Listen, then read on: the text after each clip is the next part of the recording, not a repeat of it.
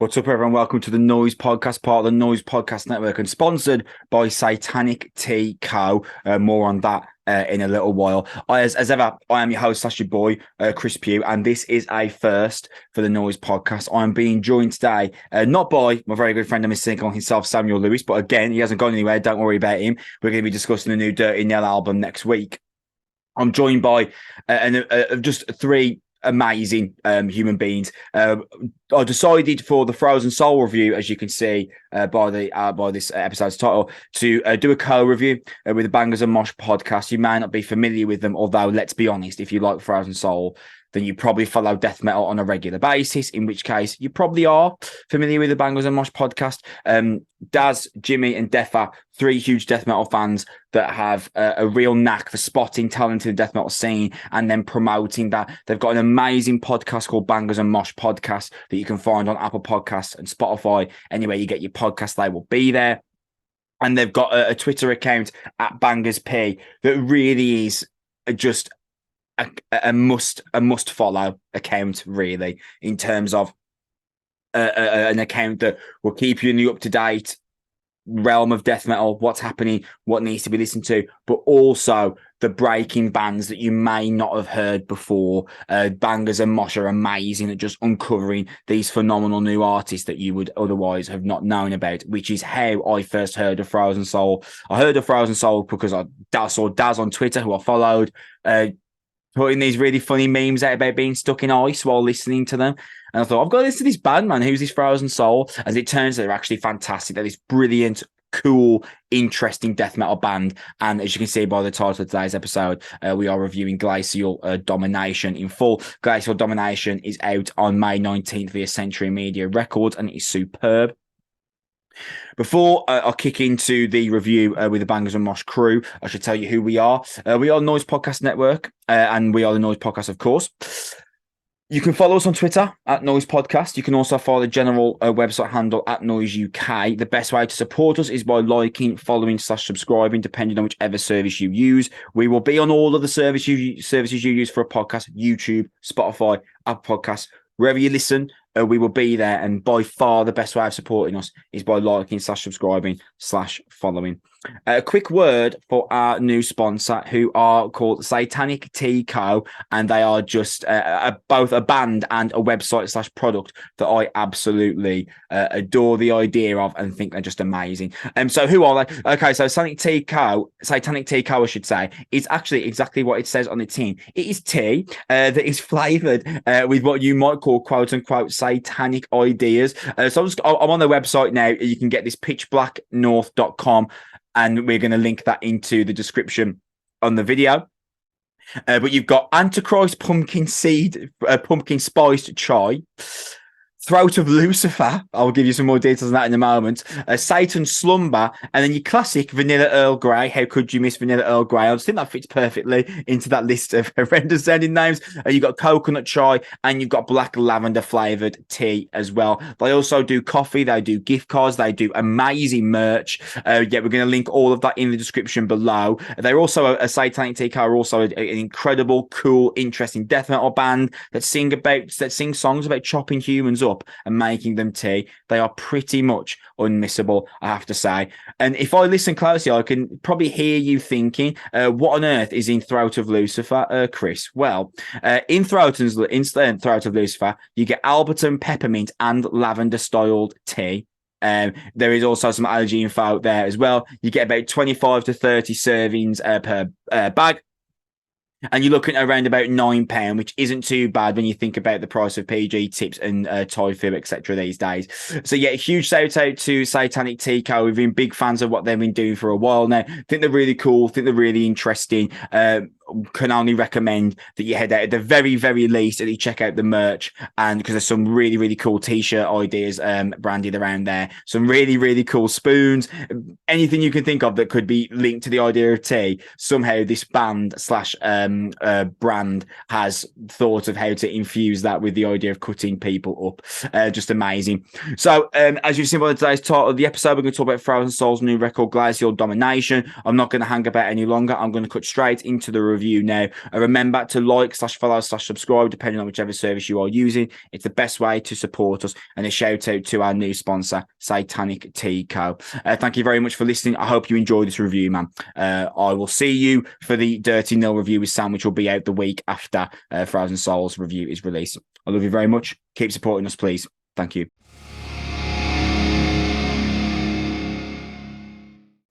So here we go. I am now joined by the Bangers and Mosh crew, which are the man who only knows every death metal band ever, Dazz. Thanks, Good to see you, mate. The world's greatest father that is not Jack Holloway, Jimi. Thank you so much, buddy.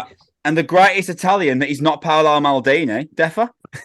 Let's go. Hey. Can I double check you are actually Italian, Defa, or is that just a joke on Twitter? Mate. Okay, thank God. I haven't. Do you know what? As I was preparing that introduction in my head, I thought, if he's not Italian, that is going to be a problem.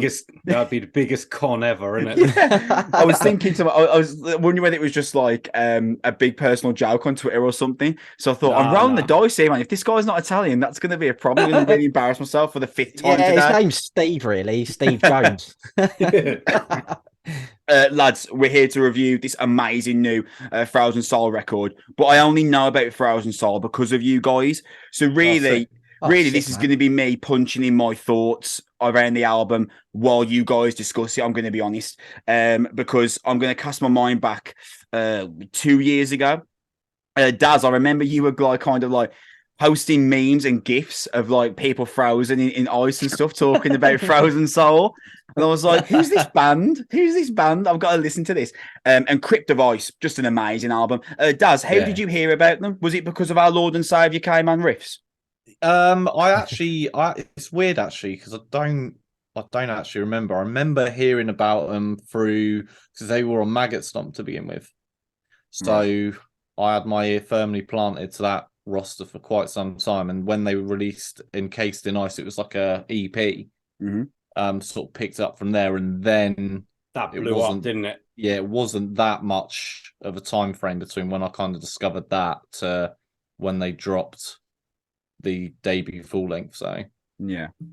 By the way, lads, I'm 3 minutes in. I already want to do this again at some point in the future. This is already sick, man. We got to have you guys come on to our show, man. We'll sort that out later. Any pop punk bands you need reviewing, lads, just give me the heads up. I can't imagine as many of them. Defa, you're a huge Hatebreed fan, right? If I remember correctly from conversations that we've had before, or is it Jimi that's a massive Hatebreed fan? Jimi, I think. Yeah, we all are. We all are. Is it just me, Defa, or is there a real hardcore stomp tonality to Frozen Soul? Because I am just obsessed with the tonality of Frozen Soul. Yeah, I think it makes me think of hardcore bands. Yeah, I think this new wave of death metal that's come out in the last few years definitely has this hardcore flavour, which makes it probably more accessible to more people than death metal was having sort of previously. Yeah, I think you're right, and that works perfectly for me because I say this quite often. I came into death metal really late, but I was already a massive hardcore fan. So the hardcore tonality and stomp that Frozen Soul used specifically on this record, I'm all about. It's perfect for me. Yeah. Because I'll be honest, I do kind of struggle with some of the 80s death metal albums because it's so raw. And it's so classic-y death metal, and I came in from the hardcore spectrum that it's tough for me to really jump on board sometimes. But I think this album's a perfect middle ground between those two things. Yeah, I think absolutely. A lot of these new bands, mate, are hardcore kids making death metal. So they're all dudes who grew up in the hardcore scene and have progressed into making death metal music. And I think that's why a lot of it is, like you said, accessible to more people and why it's blown up to the size that it has. I care about your three's opinion on this record much more than my own because of your knowledge of death metal. Because I do love death metal and I am a fan, but I'm not going to lie to anyone here. Your knowledge of death metal far exceeds mine. So I know that we're probably going to be stuck on recency bias here because it's the brand new album and we're excited about the new thing. But I'm going to ask you anyway. Jimi, are we taking Glacial Domination over Crypt of Ice? Yeah, I've listened to this 3 or 4 times now, and I think it's superior in every way to the debut. The debute's a great record, but this is sonically a much greater sounding record. Everything's clearer in the mix. The guitars are crunchier. The bass is more prominent. The drums sound better. That's something you said straight away the second you heard it. Like Chad's vocals are so much more upfront in the mix. It sounds a lot stronger, don't they? Rather than how it sounded on the debut. Daz, you taking this over Crypt Device? Yeah, I would. I definitely would. It's, I remember it's kind of weird actually, because when we reviewed the first record, we kind of did it on this format where it was a standalone review of the album. One we done. It was the only one we did. It's the only one we've ever done. So, and we're here doing it again for the next one. Oh, let's go. That's bad boy. Cool, yeah. But I remember the one criticism I think I did have of Crypt Devices. I was just like, no solos, mate. Yeah, well, they've addressed that problem. Have they? Have they? Defa, Crypt Device, Glacial Domination. What are we thinking? Glacial Domination for me. I think it's a step up. Not saying Crypt Device was bad. Crypt Device had that old school feel. It did exactly what it said on the tin. But this, they've stepped it up at every level, like Jim explained, with the guitars, all the musicianship, the production. It's all spot on. So yeah, it takes it for me. Yeah, man. I'm going to agree with literally every word you've just said, and I think it's probably fitting that we start with Invisible Tormentor, which is Metal's just hilarious, isn't it? Like, I also love how Frozen Soul, they're from Texas, where it hasn't snowed for like 13 years. Yeah, man. It's like us four writing an album about the sunshine, isn't it? And they are, and do you know what? Like, I know this is a really like kind of weak, flimsy compliment, but they're just such a cool band. From every aspect that you look at it, the merch is amazing, the logo is incredible, the album titles are hilarious, Glacial Domination and Crypt Device. Chad's vocals literally sound like he is inside an ice cube, the way they're produced. They're just so cool. Let's talk about Invisible Tormentor. I was immediately caught into that kind of sinister caustic backdrop build-up, and you get this implosion into like that wall of spinning riffs and like the unmistakable sludge force punch. I've got to, I'll come to Jimi for this one. The guitars of Michael and Kris on this album are, I've got to say, produced phenomenally well by Matt Heafy. I know he co-produced it, but I feel like his touch is all over this record. Invisible Tormentor, Jimmy, any particular thoughts? Firstly, dude, you mentioned Matt Heafy. Like, he's a dude who knows how a big modern metal record should sound, right? So going to him is a masterstroke as far as I'm concerned. Like, it's such a great, but you mentioned like the hardcore flavor in this. Like, 1 minute 15 into Invisible Tormentor, there's the heftiest hardcore breakdown. And it's ooh, like as soon as that dropped in, man, like.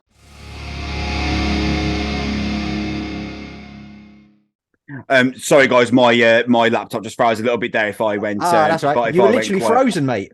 How apt. I actually planned it to do that around about this time. I just as I cut out, you were talking about the hefty riff.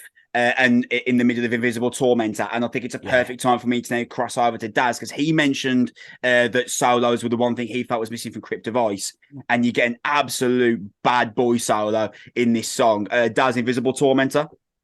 Yeah, I absolutely love this song. I think it was exactly what the band needed to do to open this record with. It's just like, hey, look, guess what? Here's solos, which was like, it's really weird because it's like, Crypt Device was such a great record, but it was like kind of missing a fundamental part about not only death metal, but probably extreme metal, which is sometimes predominantly, I would say, solos. Yeah. So it's kind of like they went fishing without the rods. They just used their bare hands, which is an achievement in itself. And probably something that they actually do as well. They also do that, I'd imagine. So like Inuits and that, like straight into the hole with bare hands. But yeah, man, it was great, and I like the way it's sort of like Invisible Tormentor. He's kind of uses the song titles as lyrics in the song. All the choruses are very catchy. The way he sings them. He mentioned that Def in the PR, like the press pack. He mentioned about wanting bigger choruses, and they straight away you've got one. Yeah, Def, I'm going to come to you for Death and Glory. I love an extended pinch harmonic to open a track. Like, so do I, mate. Just inject it into my eyeballs, man. Perfect. It's got this kind of opening that's kind of just like chews you up and spit you out. I know I'm using like really loose terminology here, but it's hard to be specific about what's really good about this album, isn't it? Because Daz kind of mentioned it's your box ticker for death metal. But I felt like the band's hardcore roots are kind of played out in the middle eight of Death and Glory. What are your thoughts? Yeah, I agree, mate. I think the first two sort of symbol where majority of the album goes. Death and Glory is just that little bit of different. Like, we can do something different. We can up the pace. You know, those pinches, mate, sound great. And they're used quite a few times throughout the album as well. So it's a nice flavour that they've added to the track. Yeah, you've all got Black Dahlia Murder t-shirts on, by the way. I feel really left out. I'm not one to set my t-shirt off on camera, but the temptation is there. Put that was this behind planned, the paywall, by the way? Was this planned? It's a little tribute made to a man like Trevor. That's amazing. 1 year ago today. That's amazing, man. And yeah. Do you know what? I had a bit that I'm annoyed at myself for not remembering, to be fair. I'm going to resist taking my t-shirt off on camera, though. No one needs to see that. No one needs to see that when they dinner. Make them pay. There wouldn't be many payers, mate. I'm going to go. Let's talk about the band's name track, Frozen Soul, which I thought was interesting, actually. To do that now, it's kind of like it's kind of like Turnstile writing a song called Turnstile at this point in their career, which is interesting. I think that's my favourite ever opening to a Frozen Soul track. It's got this like, I've never heard them. Maybe they have used it previously, but I just haven't listened to that song, etc. I've never heard them use like synthetic opening before. No, it's so cool, isn't it? It's very Stranger Things, isn't it? Yeah, mega. Big time. And it's unusual. And I suppose you mentioned that you use the phrase synthetic opening, and your OG death metal fans immediately eye roll. But I think they use it really, really well, because it soon succumbs into this really like thick edged metal riff. Jimi, Frozen Soul, band's name track. Dude, it's such a great. I've got love the use of synths to create the intro to Frozen Soul. It's almost like you're watching a horror film, and that's just building little bits of suspense throughout the record, because they do Annihilation, the little interlude track in the middle again, which links two tracks. It's done so well, like it's setting you up for something's lurking and it's about to pounce, and then the riffs kick in, and that's like a soundtrack to The Thing, isn't it? It's like a new modern version of it. Yeah, it's really cool way to build suspense through the record. I feel like thematically, you can feel Matt Heafy all over this track. I feel like Matt Heafy's been he's been really at the forefront of how this track is put together. Not in the sense of it sounds like Trivium, but it's got that anthemic feel to it. It's got that big climactic ending. It's got that kind of touch that really, for modern metal, Matt Heafy's kind of perfected, in the sense of doing a lot with a little. Like, this track sounds like a million things are happening, but really there isn't a lot happening. Really, it's your classic death metal setup, but it sounds like there's so much going on. Daz, Frozen Soul?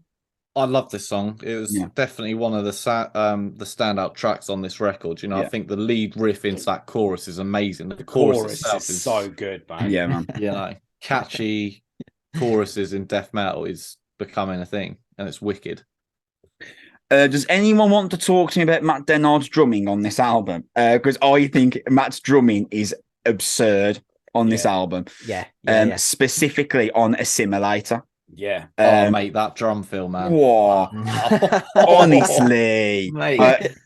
I was like, Matt, stop this. Like, this is he's amazing on that song. Defa, Assimilator? Yeah, big fan, mate. I love it when drums are the center stage of a track, and they really showcase on that track. But again, another great chorus, very catchy, heavy. Yeah, it just gets better and better from there. When you're in when you're in a band with a drummer as good as Alex Bent in Trivium, obviously coming into the producer chair, Matt's aware the drums need to punch. The snare needs to be tight, and everything that you hear on Alex Bench drumming, the way it sounds, it is been. Let's produce this guy like this. Let's make him sound as good as that, and you can hear the difference. It's night and day between this and the first record as far as that drum sound goes. Oh, 100%. And Daz, I'm gonna come back to you for this one, because I feel like my favourite moment of the record is on Assimilator, because it's got the opening drum fill that Matt uses. He repeats it in like the middle eight of the track, and then he uses it to build into one of those face melting solos that you mentioned. Yeah, like, that's just death metal done at its best, isn't it? That it's unreal, this record, the way it kind of just like starts off so strong, but it just keeps ascending, you know. And the drums throughout this record just sound like an avalanche. Yeah, like, I know it's all that snow puns related puns, but I mean, it just does it really. They've done such a great job of like tying those sort of elements into the record, because it does make you feel like there is an avalanche coming with the drumming. There's certainly more flavors on this record than there was on the debut. There's more pace in places. It slows that, like Morbid Effigies, like it's just like a slam track. Do you know what I mean? And so there's thrashing of parts. There's the big hardcore beatdowns. There's the slam bits. It's a lot more of a peaks and valleys record than the debut. I think it showcases where they're going to go in the future. You're not going to get another Crypt Device. That's a one-off now. That sound is done and dusted. They've done it. They perfected it pretty much. It was a fantastic record. This is the new wave Frozen Soul now. This is just the start. I think they're just going to get better and better with their sound. Do you know what's interesting? What you just said there, Defa? Like, I mentioned, like the OG death metal fans, and you Frozen Soul. They've only been a band since like 2019, which is absurd in itself. It's ridiculous. 2 albums in 4. Like they signed Century Media and done 2 albums within 4 years. Crazy. But you do you know when, like, you've got the people like, well, if it doesn't sound like the first album, that's going to be a problem for me. But like Frozen Soul, they've made a really nice step here in terms of feeding the zest of like the guy that's in his mom's basement that's like, why does it sound like the first album?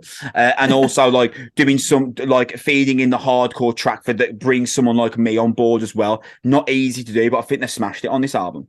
Yeah, I agree with you, mate. I agree. And I think, like we said at the beginning, bringing Matt Heafy on board, I think it's a genius move, mate. I think if they stick with him, I think this could. It's an album, mate, that's built for bigger venues. Yeah. It's built for bigger stages. It's built for bigger, higher up festival slots. Like if you take the title track, I was listening to it today. If you put Johan Hegg from Amon Amarth over the top of that, that's an Amon Amarth track. Yeah, that's nice. That's nice. Yeah. It's got a very simple, like, you know, like the dun like riffs that Amon Amarth have built. They're a band who've taken death metal to arenas. They've taken it to headline festival slots. And I'm not saying that Frozen Soul are now Amon Amarth, but they have obviously this kind of music can reach that level, and they're taking steps to ensure that they're not going to be stuck in doing little club shows for the rest of their career. That's for sure. Is there anything? Yep, I want to hear Johan sing the chorus to that now. I think that would be sick, mate. Dude, honestly, it's coming. It is a. I was like, that's an Amon Amarth track, incredible. Yeah, it's a great show. It's brilliant. Yeah, not thought of that, Jimmy. That's a really nice call, man. Not something I considered. For best served cold, is there any better way to open a death metal song than slowly fading the lead riff and drum fill? Because I know you're not supposed to smile, and they'd be annoyed if I did, but I was smiling when I heard it coming because I thought that is such a sick way to open a track. I love that slow fading, man, with the lead riff and the drums. So good. Dude, it's pure bolt thrower worship. That they had one on nearly every album. Like the Kill Train is the example, but yeah, this is like fading in that riff with the drums, and then it just explodes when it there's nothing better, is there? Death metal rules, mate. The title of this track is so good as well. Like, best served cold's fucking wicked. We all know he's talking about revenge, don't we? Like, obviously, but it's just so cool. The snowman got him in it. He's going to go and hit the snowman. Daz, I'm not asking you to be a fortune teller here, but because you were the person that exposed Frozen Soul to me, do you think Frozen Soul would still be considered like a niche death metal band? Like, I know that death metal Twitter is going to explode on May the 19th when this comes out, just guaranteed. I can see it happening. But do you still consider them like a niche death metal band? Like, I'm not saying they're like, do you think they're as big as Carcass? But what I'm saying is, do you think they're a band that are still, that you might nudge someone on the shoulder at a death metal show in a few years, but hey, heard of Frozen Soul? And they'll be like, oh no, who's that? But what are we talking about in terms of like their potential size here, do you think? I think they're probably gonna blow up now, to be honest with you. I don't know. It's a hard one. I'd like to think that there wouldn't be that many people that wouldn't know who they are at a death metal show. That's for sure. And I don't think that they should stop until there's like some grandiose stage production and they're actually performing in a real life snow globe in an arena. I think the good thing that they done is they didn't rush the album after Crypt Vice. You know, they went on a lot of tours. They've been, they come to the UK with Dying Fetus. They played in the States on God knows how many tours. They've been on the road, getting that experience. And I think they're giving the fans what they want as well. They obviously had like a lot of feedback from the first record, which was just like, hey, like kind of glaringly obvious, but where are the solos? And I saw on the build up to this, they were like, guess what, guys, like solos to come in and that. It was just this whole thing they made of it. So yeah, that's super cool when bands do that. And that's challenging, man. I mean, I'm not a musician, so I don't know how challenging. But imagine like being like, hey, the blueprint that for the first album. Let's not do that. Let's do parts of that, but let's get in this whole new section of the blueprint that we didn't do previously. Do you reckon you can do it? And quite clearly they can, because I agree with your earlier kind of claims that this is a huge step up from Crypt Device, and that's coming from me who's hasn't got the knowledge that you guys have of death metal, but I was a big fan of Crypt Device, and this has moved on just swathes, man. And in one of those moments that confirmed that to me was Abominable, because it's is cinematic the wrong adjective, or am I? Or do you reckon I'm on? I think cinematic could be used here for Abominable. Yeah, absolutely. I think there's a shout to be made for cinematic for the entire record as a whole picture, with all the synthy interludes. That's almost like a big cinematic soundtrack. It's like a soundtrack. Yeah. It's a great album, man. Something very difficult to do in death metal is a complete tempo change that doesn't sound ridiculous. And there's one in Abominable that's amazing. There's an amazing one in Abominable. Like the entire track jumps on its head, and I was like, "That's amazing!" I thought that's amazing. They've been able to do that. It's so hard to do that in death metal because of the standard rhythm timings and tonality of it, and the tempo change is incredible in Abominable. My second favorite metal on the album, I'd say, after the opening of Frozen Soul. This is what we were touching on earlier, Chris, about the songwriting craft. It's just improved so much, and again, getting Matt in to co-produce the record, you can imagine him sitting there with them and being like, well, listen, why don't we try this here? Why don't we try this complete tempo shift and let's see if it works? Because I think, again, Chad said in the build up to this, in his one of his promo things, they wanted to go in and record a Frozen Soul album like Crypt Device. He said what we got was not what we were expecting, but what we got was what we wanted. And that's sick. So what they came out with, you can see that they've been open to ideas from other people, and they've listened and they've taken things on board from musicians who've been there and done it, and it's all come together to create an album I think is beyond what people might have expected to come out as a sophomore record. Yeah, I think you made like some really salient, excellent points there. I think really the idea of this is beyond what people could have reasonably expected. I think that's a really, really fair comment. And usually I use the phrase reasonable expectation for bands that are in their 50s. I'm like, well, the new Metallica album, it's all right in it. But what do you expect, man? They're 62 years old. Let's, they did their bit for metal. Let's just enjoy them still being around. But reasonable, because Crypt Device was so much fun to listen to. And it caught that zeitgeist of like, hey, this band sings about being frozen in ice for like 11 songs. And it's like, it's classic, it's fun. but for here to take that idea of Frozen Soul are really fun to listen to, and then it's like Frozen Soul are really fun to listen to, but they're also like incredibly technical as well. So do you want a technical death metal band, or do you want one that's like fun to listen to because they can do both of those things?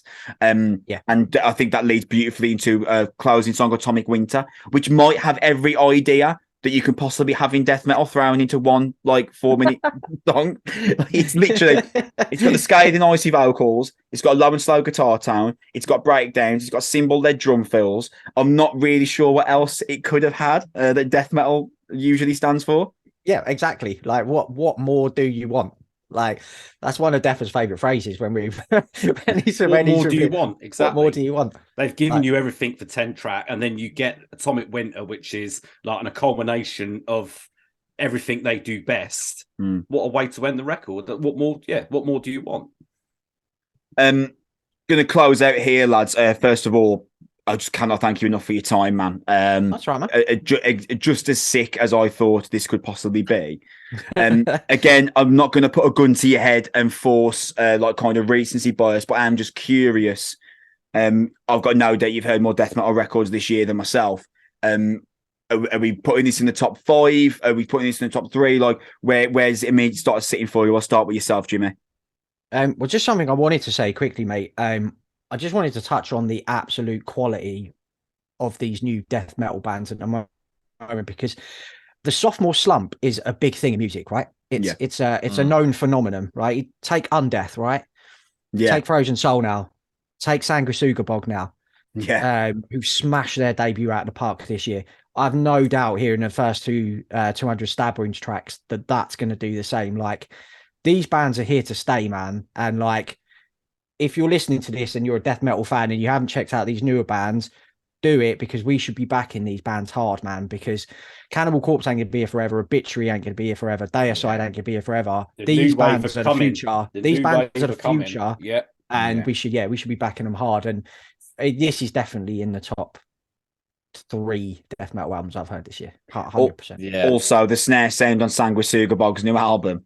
Mate. You'll talk about drumming, mate. We could have a whole conversation about the drumming on that record. The snare sound on the new Sanguisuga Bog album, I need it explained to me. I feel like I'm in physics in year 11 all over again. Like, so can you explain that again? I got a clue what you just said. Yeah, honestly, that's another episode in itself. Daz, as a general closing thought on Glacial Domination? Yeah, it's just an absolute worldie. I would say I can't wait for what they're going to do next, which we obviously all can't. But this album is magnificent, and I think there's enough on there to just keep everyone going for a good couple of years. So it's just the entire package, the artwork as well from James, our mate James as well, like ties it all together. It's a beautifully packaged record. Oh, how have I not mentioned the artwork yet? Yeah, that's poor form for me. The artwork is amazing, and also another thing that you mentioned, the artwork, just coming to my head, that Glacial Domination themed Nintendo Switch. Oh, that's amazing! That's amazing. So sick. Yeah, I hope someone that is on Metal Twitter like wins that for real. Well, I hope I do, mate, because I entered for it. Did you? So many people entered for it, man. That's sick. Yeah, but you never know, innit? Like, I'd love to know, like, which specific person, how high up they were in Nintendo that gave it the go ahead for this to happen, that gave it the licensing. Like, because someone's approached them, and been like, there's a band called Frozen Soul, and that, like, I think we should like do a Switch theme cover of their album. It was like, let me listen to them. And they'd be like, what's this? What's this? So I'd love to know how high up the person was at Nintendo that give that the go ahead. The artwork's amazing on this album. I kind of referenced it earlier. Frozen Soul are just a cool band. They're a band that you can't dislike, because everything about them is just fun, but also like they take it really seriously, and like they're a death metal band that care about the fan base. And they're a death metal band that you can really like put your hat on to be like, hey, the next thing they do will be great, man. And I know, I've got no doubts in my mind. 100%. Yeah. Defa, just to close off for yourself. Yeah, I think it's in the top 3 at the minute. It's a different sort of death metal album, which in my mind, it's an easy listening death metal album. This is something you can put on and you can listen to the whole 42 minutes quite easily. no thought to it, great riffs, great everything about it. So in terms of death metal albums, yeah, it's a great different death metal album. So yeah. Man, just as we come to the end here, I've got to thank you all for letting me know about Drain. Oh yeah, dude. Amazing. Dude. Oh my God, How they're good. incredible. As a hardcore boy, mate, you've got to be all over that. Yeah, they're sick, mate. I think I mentioned this to a guy I spoke to on Twitter. What's better than finding a new sick band, man? Like you never heard, that you didn't even know existed. It's just amazing, man. Like I saw Jimi talk about it, and I was like, "He sounds really positive about it, man." There's no other Twitter account that I trust as much as yourselves in terms of opinion. So I was like, "Right, let's go, man." And within 2 minutes, I was like, "This is amazing. This is amazing. It's so good." It is everything, man. That's everything for me. It's like Turnstile without the synths, isn't it? And I adore Turnstile, but I also like. I do love the old phased out era of Turnstile, and that's what Drain is, man. I was just so buzzing listening to it. It's really, really ecstatic. Great find, man. So thank you guys for making me aware of that. Pleasure, dude. Man, just in case there's the one Noizze podcast listener that's not heard of you guys before, Jimi, where can we find you?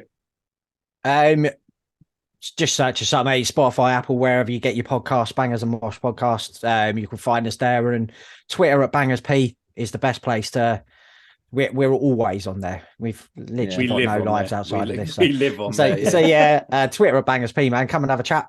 We're always yapping about metal on there. So man, the audience that you guys have curated is amazing, man. I've got nothing but respect and huge amounts of credit that goes towards the three of you for what you've done for death metal. And there's got to be at least 10, 15, 20 bands, death metal bands that you have improved the careers of at the very least. And you know, seriously, I mean that seriously. Like Black Braid, I wouldn't know who they were. Like I think Black Braid is sick. I had literally no idea who they were until I saw Dazz talking about them. No idea. And the same for Frozen Soul, man. So what you guys have done is just amazing. That's what we all live for, man, isn't it? Yeah, it's the never-ending search for bands. Exactly. Yeah, the riff search. Lads, I want to thank you for your time, and this definitely isn't the last time we're ever going to do this. Any time, man. You're coming over to our neck of the woods soon, yeah, man. Yeah, man. Any album you talk, just tell me the album, lads. I'll make sure I listen to it. I'll make sure I get in my inbox, listen to it, and I'll jump on and be my pleasure. Thank you so much, man. Chris, so. We'll get you over to Mosh Town, mate. Don't you worry. Let's go. And I'll make sure I wear a Black Dahlia Murder t-shirt next time as well. Yeah. Lads, it's been my pleasure, man. Thank you for your time. Just for everyone out there, Glacial Domination is out on May 19th via Century Media Records. You have to listen to it. It's a superb album. You were doing yourself a disservice if not. You can follow Noizze Podcast on Twitter at Noizze Podcast. Like, /subscribe, /follow, whichever service you use to help us. And you can follow Bangers Mosh Podcast at Bangers P. They're also on Apple and Spotify. Thank you for listening, and thank you guys for your time. We will see you soon. Bye.